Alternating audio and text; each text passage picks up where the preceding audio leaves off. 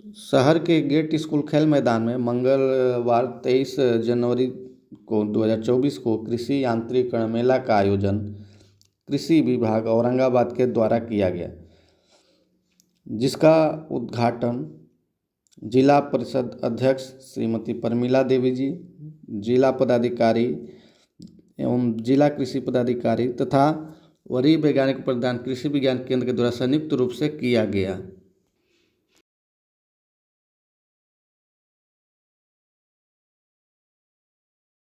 सम्मान प्रकट करें।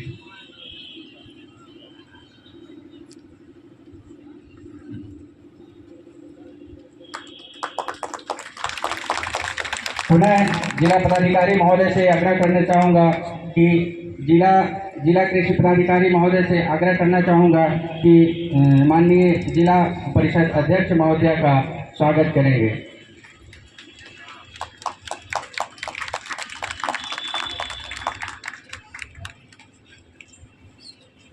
इसी कड़ी में पुनः जिला कृषि पदाधिकारी महोदय से आग्रह है कि माननीय विधायक प्रतिनिधि गो का बुके देकर पौधा के रूप में सम्मानित करेंगे।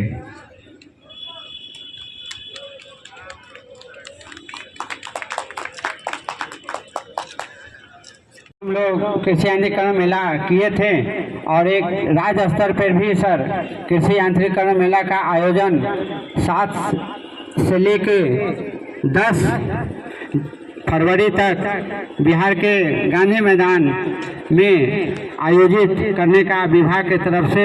आदेश हुआ है। वहां पे राज्य स्तरीय कृषि यांत्रिकरण मेला का उद्घाटन माननीय महोदय के द्वारा किया जाएगा। अभी हम लोग के यहाँ सर कृषि यांत्रिकरण मेला में जैसा कि पूर्व से भी सभी लोग को परिचित हैं, हमारे स्टाफ को भी कुछ सर के द्वारा बताया गया था कि उपस्थिति कम है, तो पिछला मेला सब ऑनलाइन सारा चीज़ सिस्टम हो गया सर। इसलिए कृषक बंधु को हम लोग बुलाते हैं, फिर भी कृषक बंधु जिनको लेना रहता है यंत्र वही ज़्यादा कराते हैं, और जिनको नहीं रहते, चूँकि 2 दिवसीय मेला है सर, तो इसमें कल भी कृषि यंत्र लेने के लिए कृषक बंधु लोग ज़्यादा से ज़्यादा, चूँकि पैसा का थोड़ा व्यवस्था करना पड़ता है, इसलिए उनका थोड़ा सा उपस्थिति कम है, लेकिन हम लोग की तरफ से सर प्रचार प्रसार की कोई कमी नहीं रहती है। सर कृषि यांत्रिकरण मेला में हम लोग को बिहार सरकार के कृषि विभाग की तरफ से 2 प्रकार की योजना सर चलाई जाती है, जिसमें एक कृषि यांत्रिकरण राज्य योजना होता है और एक केंद्र प्रायोजित सब मिशन एग्रीकल्चर मैकेनाइजेशन योजना SMAM जिसको हम लोग कहते हैं। इसमें पूर्व से ही हम लोग को बता रहे हैं कि इसमें किसी छोटे से किसी यंत्र से लेके बड़े तक, हार्वेस्टर तक, थ्रेशर, रीपर, कंबाइन हार्वेस्टर तक का, यानी खुरपी कुदाल से लेके रोटावेटर, ट्रैक्टर तक का इसमें अनुदान बिहार सरकार के कृषि विभाग की तरफ से दी जा रही है। अभी इसमें अनुदान में 40% से लेके 80% तक जितने भी यंत्र हैं, अलग अलग यंत्र का अलग अलग प्रतिशत है सर, 40% से लेके 80% तक इसमें अनुदान है। अभी हम लोग को सर कल ही अप्रूवल हुआ है औरंगाबाद जिला का भी, जिसमें एक मिनी किट करके यंत्र का सर मिनी किट आ रहा है, जिसमें अगर बिहार के वो मैन्युफैक्चरर हैं, उत्पादन करता है किसी यंत्र के, तो उसमें 80% है, और 10% अगर बिहार के उत्पादन जो हमारे विक्रेता हैं या जो मैन्युफैक्चरर हैं उनको 10% बिहार सरकार के तरफ से सर 10% एक्स्ट्रा दिया गया है। तो अगर किसी यंत्र पे अगर 80% है तो 90% सर अनुदान है, जिसमें हम अभी सर को स्टॉल पे दिखाएंगे, जिसमें खुरपी कुदाल से लेके मेज थ्रेशर तक है। इसमें 8-9 प्रकार के यंत्र हैं, मात्र उसका सर 5 तरह के उसमें यंत्र हैं, 1000 रुपया दाम है और 90% अनुदान है, यानी किसान जो है 100 रुपया दे के अपने 5 प्रकार के कृषि यंत्र सर उसमें ले सकते हैं। और इसी वर्ष हम लोग को विभाग के कृषि विभाग का बिहार सरकार को धन्यवाद है सर कि 90% छोटे से यंत्र में हम लोग को अनुदान दिया जा रहा है इसी वर्ष। पिछले वर्ष इसमें नहीं था, लेकिन इस बार इसको सर जोड़ा गया है, जिससे किसान हमारे काफ़ी सर लाभान्वित हो रहे हैं। इस कृषि यांत्रिकरण मेला का मेन उद्देश्य सर ये है कि कृषि यंत्र पे, चूँकि हम लोग को सभी को पता है कि हमारा रकबा छोटा होता जा रहा है, कोई कृषक बंधु ज़्यादातर कृषि कार्य करने से नहीं रहते हैं, वंचित रहते हैं। दूसरी बात की मजदूर की सर कमी होती है। इसका उद्देश्य ये रहता है कि उत्पादकता में वृद्धि लाना, समय और श्रम की तीनों की बचत होना, समय पर फसल की तैयारी का प्रबंधन करना, फसल योजना का ससमय निष्पादन करना सर। हमारे अभी हम यंत्र के बारे में थोड़ा बता रहे हैं कि जिनको भी 20,000 से सर नीचे का यंत्र लेना रहता है कृषक बंधु को, उनको सीधी उसको अपना आवेदन डालेंगे। आवेदन के बाद जमीन के संबंधित लाइसेंस, ये जमीन का रकबा से संबंधित बता रहे हैं कि उसमें 20,000 से अगर कम अनुदान का है तो 3 वर्ष से 3 वर्ष का अद्यतन रसीद ऊपर उनको मिल सकता है, या LPC, यानी कि 20-21, 21-22 और 22-23 का भी उनका अगर जमीन का रसीद है तो उनको अनुदान बिहार सरकार की तरफ से दी जाएगी। यानी कि जिस यंत्र पे 20,000 से कम का है यंत्र का है, उस पर किसी प्रकार का जमीन का कोई पाबंदी नहीं है। जमीन अगर का रसीद उनका करंट नहीं है, LPC नहीं है, तो मात्र उसमें कृषि समन्वयक जो है उनको पहचान कर उस योजना का उनको लाभ दिया जाता है। इसमें घटक पर हम लोग को जैसा कि पूर्व से ही पता है कि इच्छुक किसान अगर SC कैटेगरी के हैं तो उनको 20% अनुदान उससे है, उनका आरक्षित है कृषि यंत्र खरीदने पर। ST के केस में 1.4% है, EBC के केस में 18% उनको सुरक्षित यंत्र खरीदने का उनको लाभ है। यानी कि ST, SC, EBC के अगर कृषक को कोई दूसरा अनुदान है, SDPI 5 है, जिसपे हम लोग का सरकार की तरफ से 50% या उस पर 15,000 तक का अनुदान किसान बंधु ले सकते हैं। अभी हम लोग का सर यहाँ पर यंत्र में बहुत विक्रेता हैं, 20 है, लेकिन 15 उसमें सर काफ़ी एक्टिव हैं। उस सभी कृषक को हम लोग विक्रेता को कल बैठक किए थे सर, स्पष्ट निर्देश दिए थे अपने पदाधिकारी को, अपने कर्मी को भी, कि जो कृषक बंधु अगर यंत्र खरीद लेते हैं तो उनको जल्द से जल्द सर वेरिफिकेशन कराने का प्रावधान है। वेरिफिकेशन कर माननीय अध्यक्षा जिला परिषद, जिला कृषि पदाधिकारी, मंचासीन सभी अन्य पदाधिकारीगण, किसान भाइयों एवं बहनों, बड़ी खुशी की बात है कि कृषि विभाग के द्वारा बार बार कृषि यांत्रिकरण मेला लगाया जाता है, ताकि हमारे किसान भाई आसानी से नई किस्म की मशीनें खरीद सकें और जो समस्याएं आती हैं आपको कृषि के क्षेत्र में श्रमिक नहीं मिलने के कारण उसका फ़ायदा उठा सकें। सरकार के द्वारा 7 निश्चय 1, 7 निश्चय 2 प्रारंभ किया गया है। 7 निश्चय 1 की योजनाएं समाप्त हो चुकी हैं लगभग, 7 निश्चय 2 चल रहा है। सरकार की प्राथमिकता है 7 निश्चय 2 में हर खेत तक सिंचाई। कहने का मतलब है कि सरकार का कृषि पर बहुत जोर है। हर खेत को सिंचाई मिलेगी, हमारी पैदावार बढ़ेगी, हमारे किसान भाइयों की समस्याओं का समाधान हम लोग कर पाएंगे।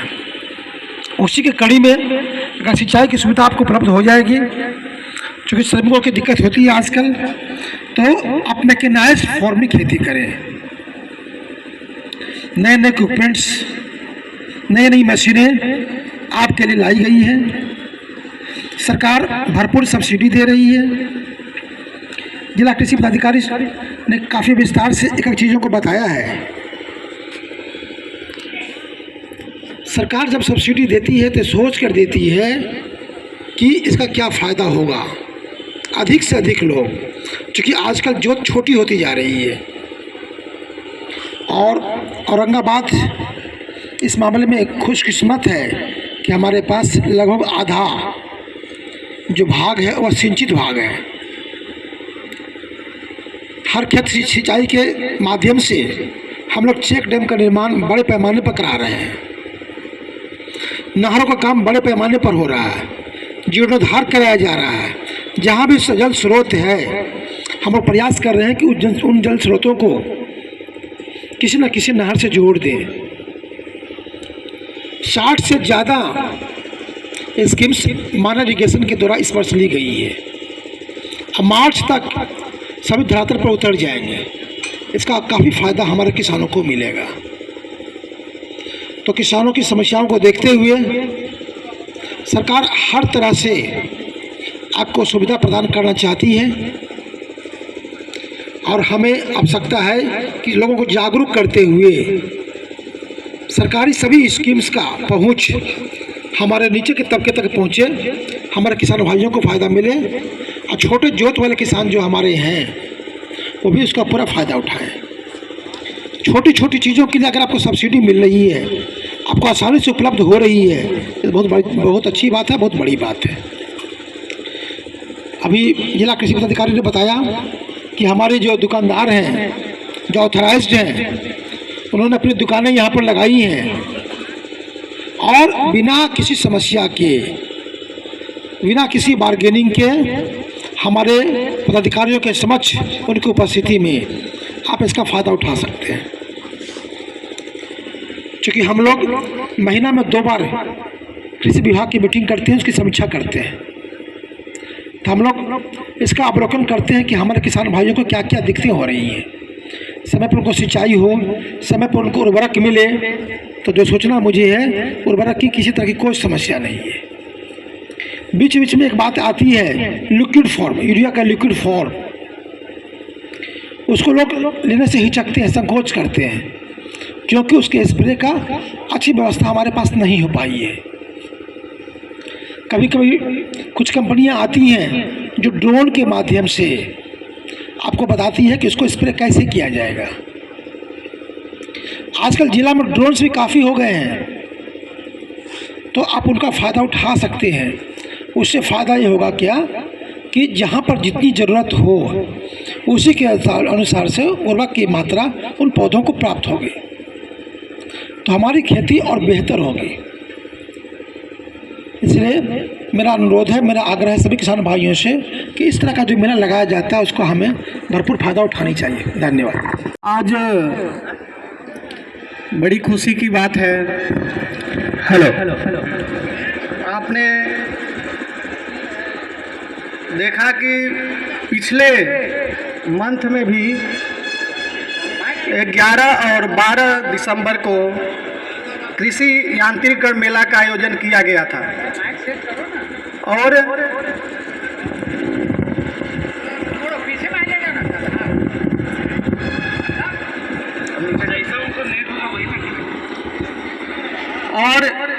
आज फिर से इसी वित्तीय वर्ष में दूसरी बार भी इस कृषि मेला का आयोजन इसी स्थान पे किया गया है। और जैसा कि अभी हमारे मंचासीन जिला कृषि पदाधिकारी महोदय, एलडीएम साहब, हमारे कृषि विज्ञान केंद्र के वरीय वैज्ञानिक एवं प्रधान सन, साथ ही हमारे कृषि विभाग के अन्य पदाधिकारीगण और इस मेला की जो शोभा बढ़ा रहे हमारे जिले के किसान भाई। जैसा कि कृषि यांत्रिकरण की पहले की हम बात करें, ज़्यादा नहीं, आज से 20 साल पहले भी हम जाएं तो देखें कि इतना ज़्यादा आविष्कार आज हमारे ग्रामीण क्षेत्रों में, खास करके खेती के मामलों में इतना विकास नहीं हुआ था। पहले की जो खेती होती थी वो बैल आधारित खेती होती थी और दूसरा मानव बल आधारित खेती होती थी। हम अपने खेतों को बैलों के द्वारा खेत को जुताई करके बुआई करते थे या कुदाल उदाल के माध्यम से हम अपने मनुष्य बल का प्रयोग करके अपनी खेती किया करते थे। लेकिन आज के समय में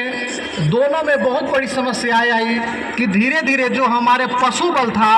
वो भी धीरे धीरे आज उसकी जनसंख्या नगण्य होती जा रही है और गांवों में बैल तो छोड़िए, लोग दुधारू गाय और भैंस भी नहीं पालन कर पा रहे हैं। मानव बल आप देख रहे हैं, आज से 20 साल पहले जो हमारे मानव बल की जो कार्य क्षमता था, उसकी कार्य क्षमता में भी बहुत ज़्यादा आज कमी आ रहा है। और आज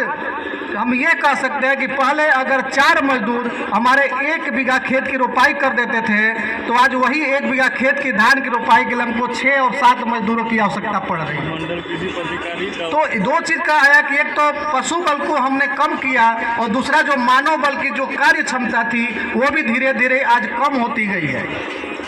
जिसका पूर्ति करने के लिए आज हमें कृषि मशीनीकरण का खास करके आवश्यकता पड़ी। पहले आप लोग को याद होगा कि हमारे जब खेत की कटाई शुरू होती थी, तो वो जब मानव बल के द्वारा हम खेत की कटाई करते थे, उसके बाद अपने खलिहान में लाते थे, फिर अपने बैलों के माध्यम से हम उसकी मंडाई और थ्रेसिंग करते थे। उस समय बहुत दिनों का समय लगता था। तब तक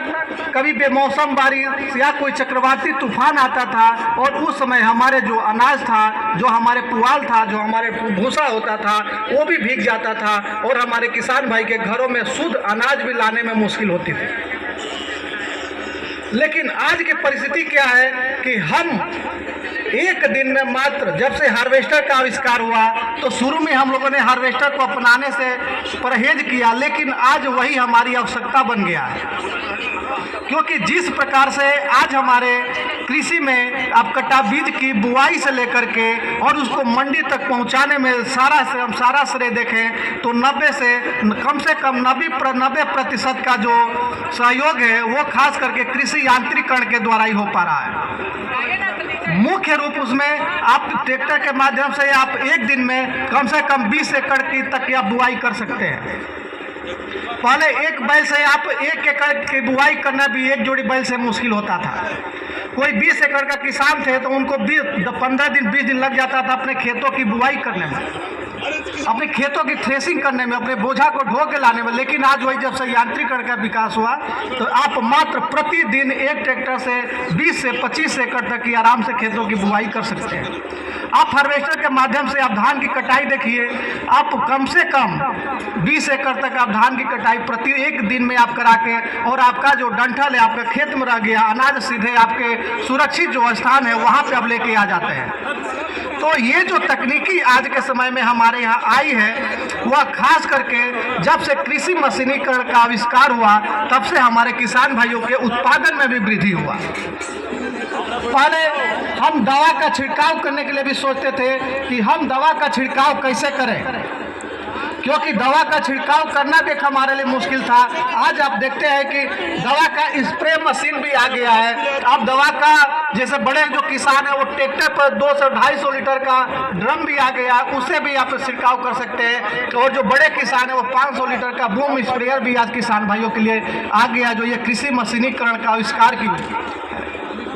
आप 1 एकड़ की बात करें, अभी ड्रोन टेक्नोलॉजी के बारे में हमारे डीएम साहब ने बात किया था कि नैनो यूरिया और इसके माध्यम से ड्रोन टेक्नोलॉजी के बारे में थोड़ी सी हम जानकारी आपको देंगे कि ड्रोन के माध्यम से जहां आप अपने खेतों में किसी भी प्रकार का, जैसे नैनो यूरिया हो गया, नैनो डीएपी है, या बहुत से किसान अभी एक सगारिका जो है, या बहुत से किसान अभी खरपतवारनाशी दवा का छिड़काव की बात करें, या किसी भी आपके खेत में कीटनाशक दवा हो, कोई दोनों लाइनें बांट दीजिए, दोनों या कीटनाशक के साथ साथ में आपके कोई बीमारी भी आ जाती है। आज हमारे किसान भाइयों के लिए एक बहुत बड़ा चैलेंज हो गया है कि वो अपने फसलों में दवा का छिड़काव कैसे करें।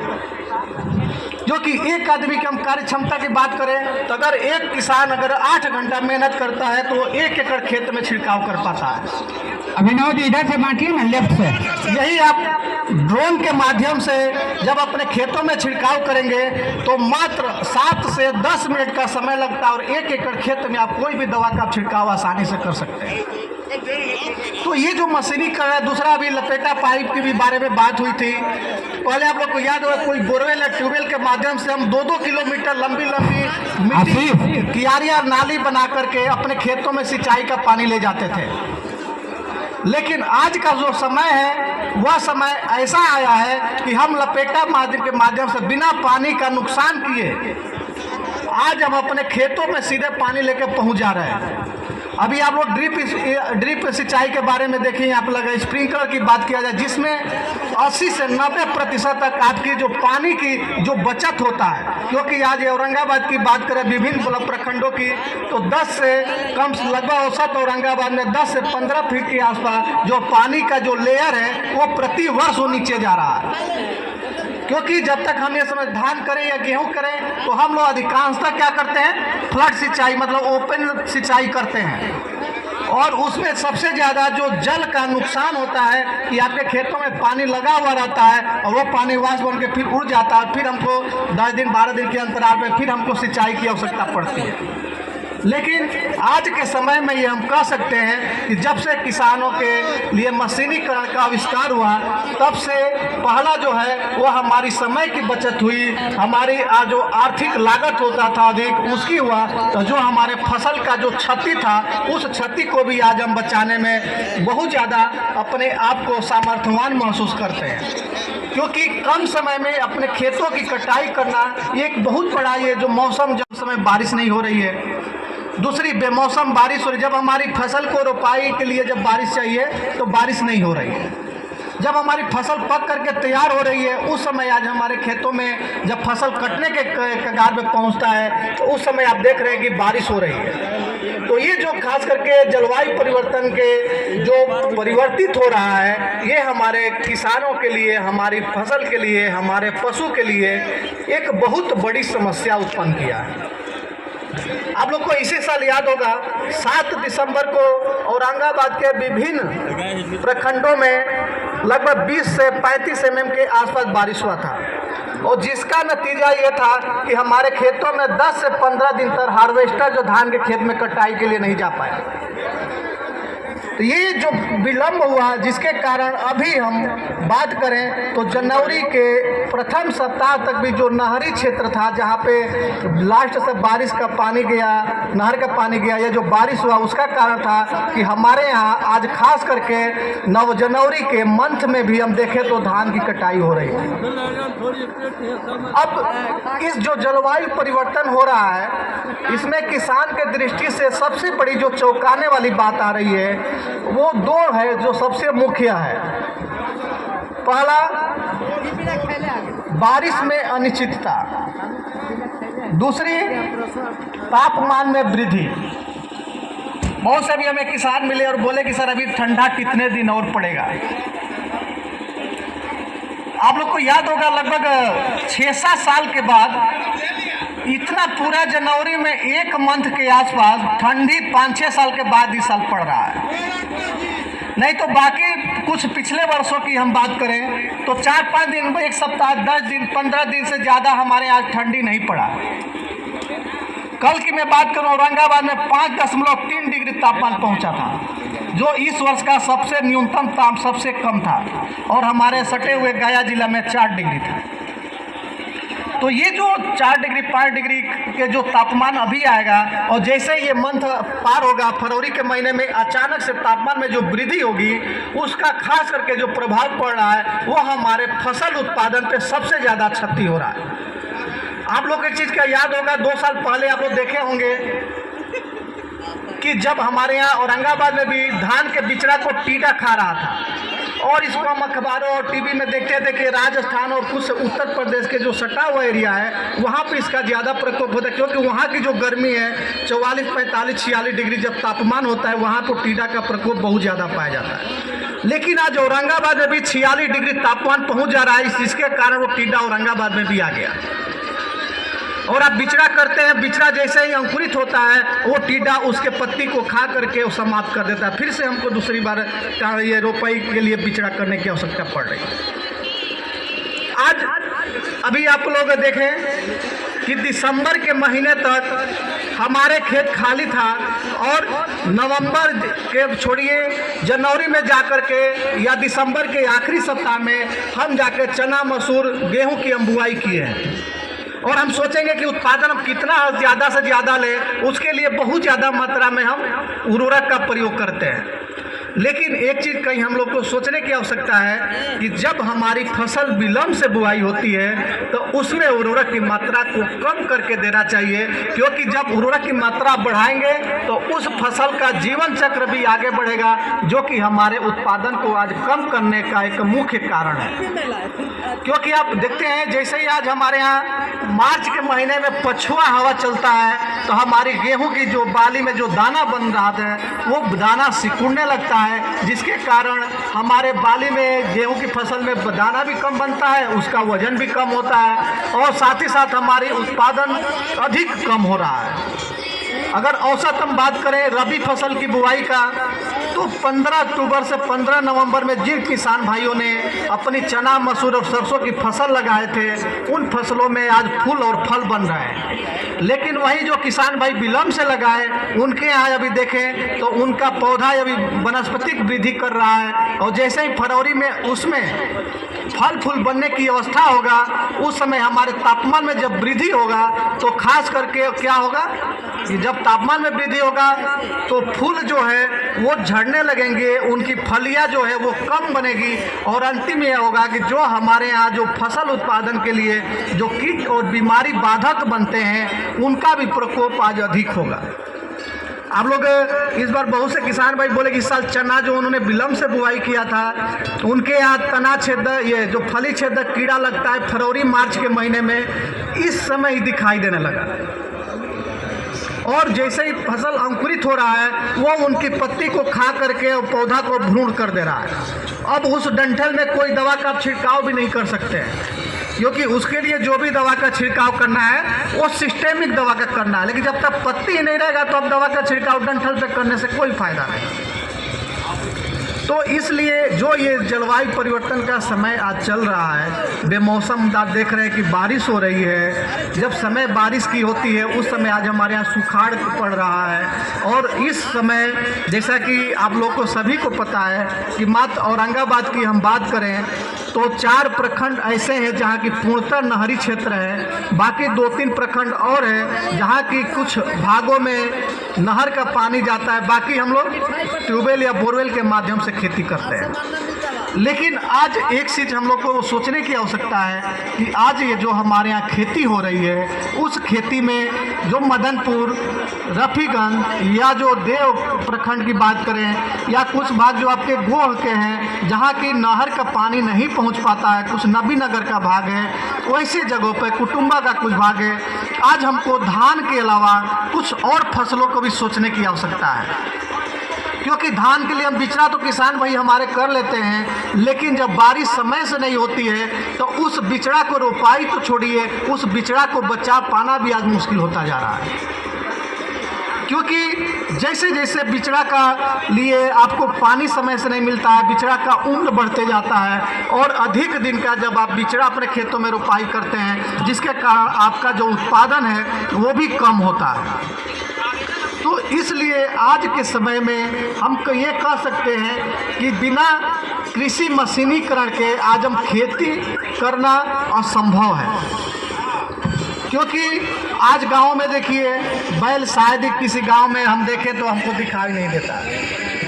अब बैल की जगह जो भरपाई किया ट्रैक्टर, अब ट्रैक्टर में भी आप देखिए एक 0 टिलेज मशीन आया। जब हार्वेस्टर का विकास हुआ तो हार्वेस्टर के क्या हुआ कि उसने दाना को अलग किया और जो हमारे फसल अवशेष था उसको हमारे खेतों में ही छोड़ देता है, जो हमारे किसान भाइयों के लिए एक बहुत बड़ी समस्या होती गई। और उस समय हम ये कह सकते थे कि बहुत से किसान भाई उसमें आग लगाने के या दो उसका कुछ बटोरने तो कुछ प्रबंधन किए। लेकिन आप तो यहाँ मेला में देखेंगे कि एक 0 टिलेज मशीन आया, लेकिन 0 टिलेज मशीन उतना सक्षम नहीं हो पाया कि हमारे जो खेत में जो पुआल हो या फसल अवशेष हो उसमें खड़ी फसल जो अवशेष में वो बुआई कर पाए। उसके बाद उसमें हैप्पी सीडर का विकास किया गया। हैप्पी सीडर क्या है? जो 0 टिलेज मशीन होती है, सिर्फ उसी प्रकार का वो मशीन होता है, सिर्फ उसमें जो उसका जो फरो होता है उसके आगे रोटर लगा हुआ होता है जो हमारे फसल अवशेष को छोटे छोटे टुकड़ों में काट करके वहीं पे उसको दबा देता है और साथ ही साथ उसको मल्चिंग का काम करता है। जैसे कि मल्चिंग के बहुत से फायदे हैं। अगर आप अपने गेहूँ जो खुला गेहूँ बोए छिटा विधि से अगर उसमें आप 5 सिंचाई कर रहे हैं तो जो मल्चिंग वाला हमारा खेत तो मात्र 3 सिंचाई में भी हमारा गेहूँ हो जाएगा। दूसरा, जब हमारे वातावरण का तापमान जब गर्म हो जाता है ज़्यादा, तब वो मल्चिंग के माध्यम से आज हम अपने फसलों में जो जड़ क्षेत्र है वहाँ का तापमान बाहर खुला खेत से हम 2 से 3 डिग्री तक कम करके वो मल्चिंग के माध्यम से कर सकते हैं। और ये जो हमारी सिंचाई की जो जल हम प्रयोग किए हैं तो हमारे खेतों में नमी को भी बचा के रखता है। और साथ ही साथ सबसे बड़ा एक फायदा है कि जो हमारे खेत में खरपतवार उगते हैं उस खरपतवार को नियंत्रण करने के लिए भी आज मल्चिंग बहुत बड़ा काम करता है। क्योंकि आप एक चीज़ देखे होंगे कि बहुत से किसान भाई हमारे मसूर के खेत में क्या करते हैं, धान के खड़ी फसल में मसूर का पैरा खेती करते हैं।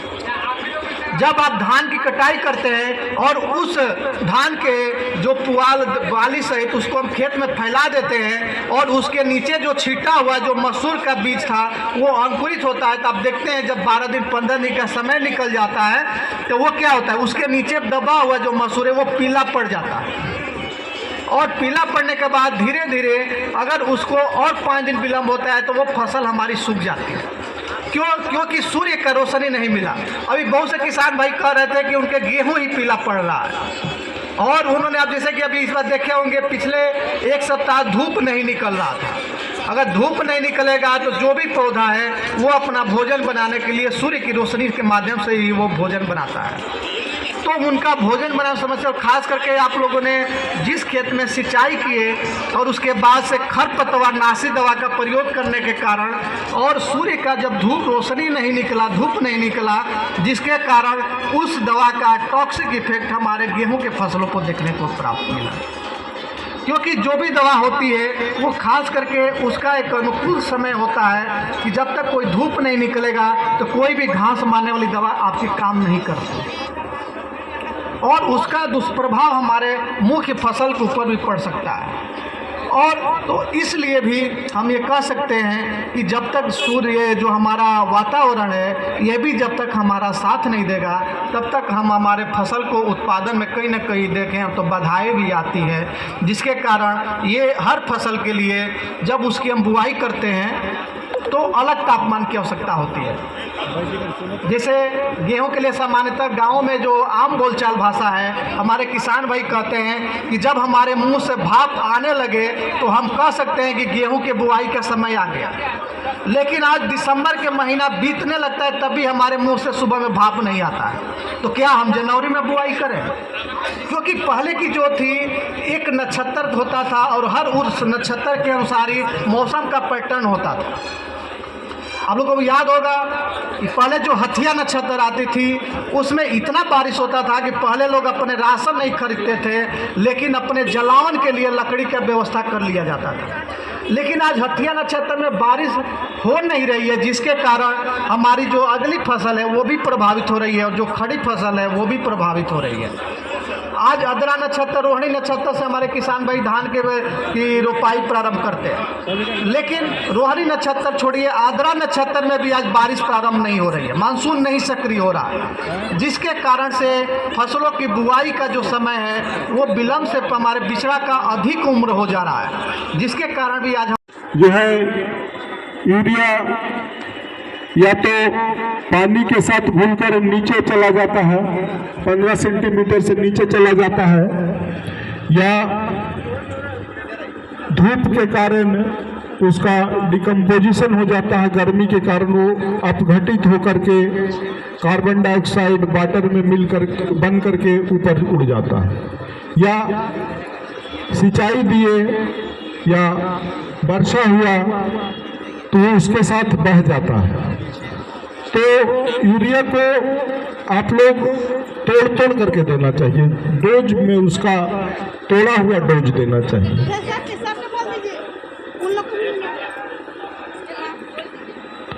तो यूरिया अगर आप तोड़ करके दीजिएगा, 100 किलो देना है तो शुरू डोज दिए 50 किलो, फिर दिए 25 किलो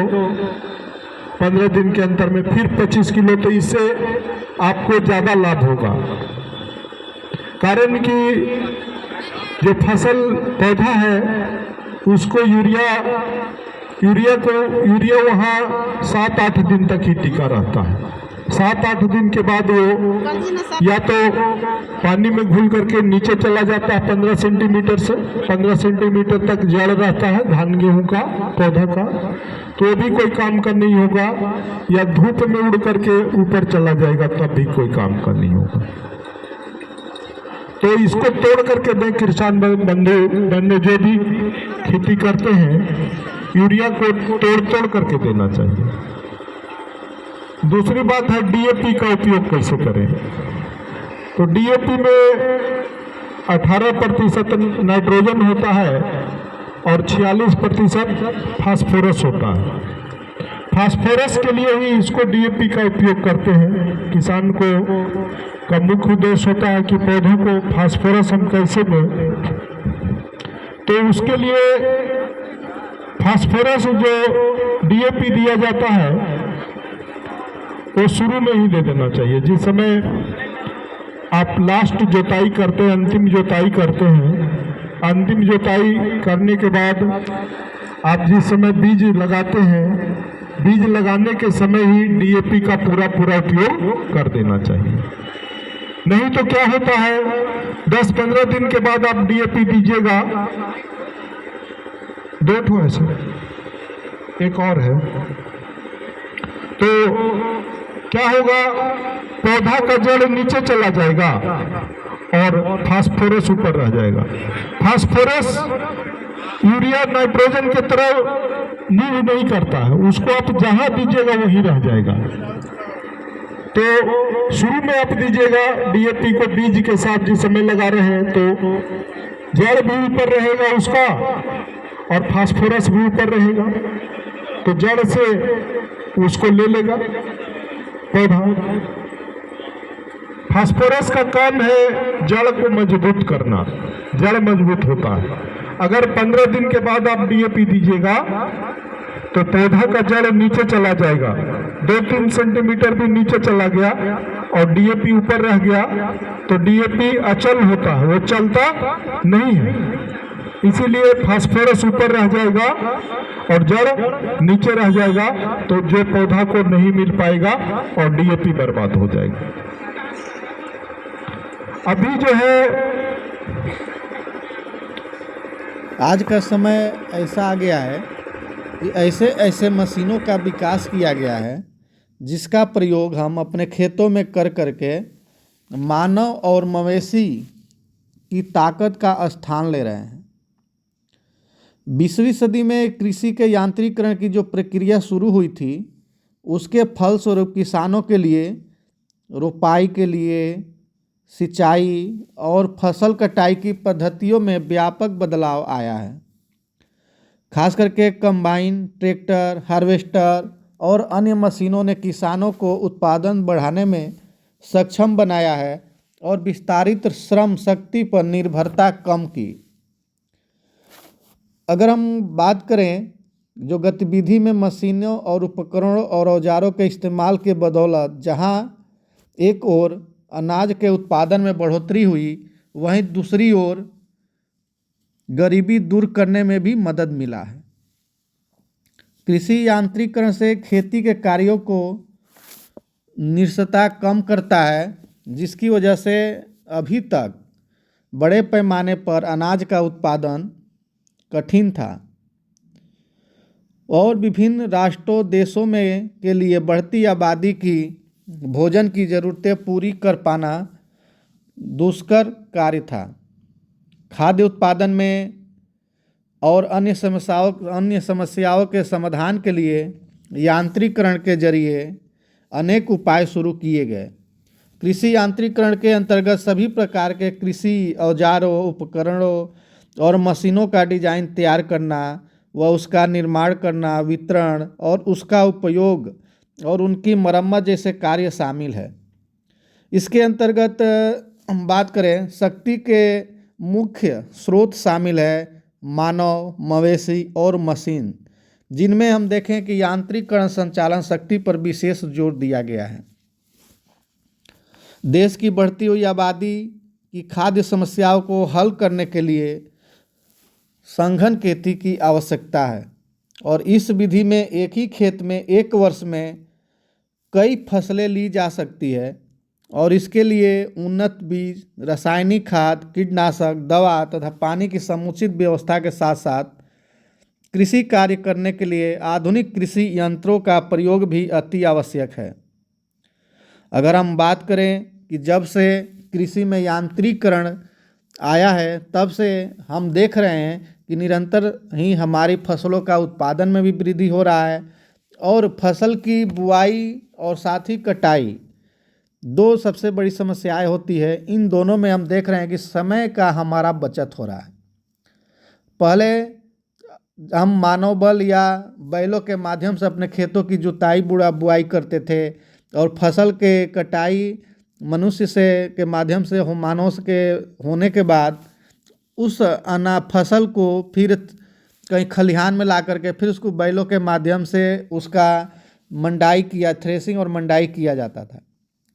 आज हम यह कह सकते हैं कि कम समय में ही हम ट्रैक्टर के माध्यम से अधिक खेत की क्षेत्रफल को हम जुताई कर सकते हैं। हार्वेस्टर के माध्यम से हम कटाई कर सकते हैं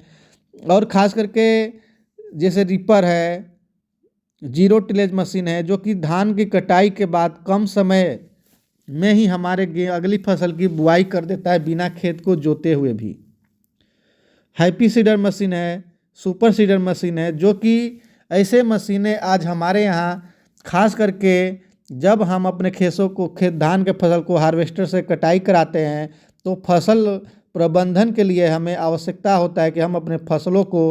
अवशेष को अच्छे से प्रबंधन करें और अगली फसल की बुआई करें बिना समय लगाए। तो ऐसे में क्या कृषि यांत्रिकरण का महत्व बहुत अधिक है। अगर हम देखें तो कृषि उत्पादन में लगभग 12 से 30% तक बढ़ोतरी हो सकता है। बीज अगर हम सीडड्रिल के या जीरो टिलेज के माध्यम से हम बुआई करते हैं तो 20% तक बीज की मात्रा हम बचा सकते हैं और साथ ही 15 से 20% तक हम खाद भी बचत कर सकते हैं उर्वरक की। अगर कृषकों की कुल आमदनी की बात किया जाए तो जहां हम अपने खेत को मजदूर या के माध्यम से, मानव बल के माध्यम से हम कटाई कराते हैं, वहीं अगर हम हार्वेस्टर के माध्यम से कटाई कराएं तो कम से कम 20 से 25% से अधिक राशि का हमें बचत होगा और ये हमारे आमदनी में वृद्धि भी होगा।